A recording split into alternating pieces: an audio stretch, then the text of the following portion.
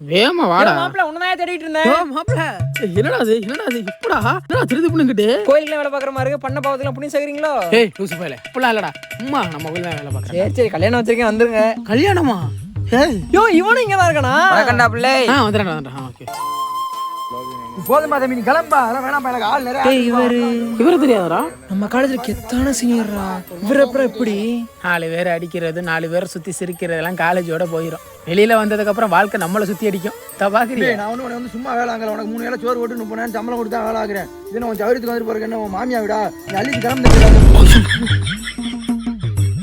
பாப்பா அந்த பாப்பா என்னடா காலேஜ் ஒரு பிள்ளை கூட திரும்பி பார்க்க விட மாட்டேன். திரும்பி பார்க்காம போடுறான். வாழ்க்கையில எதிரிக்கு கூட வராத நிலைமை ஒரு நாள் அவன் கண் எதிர வந்துச்சு. என்னது மச்சான்?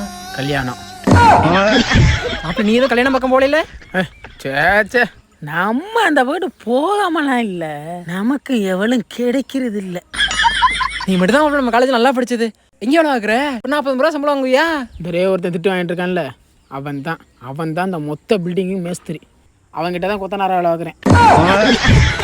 என்ன சொல்லுவேன் என் உள்ளம் தாங்கல மெத்த வாங்குறேன் வாங்கல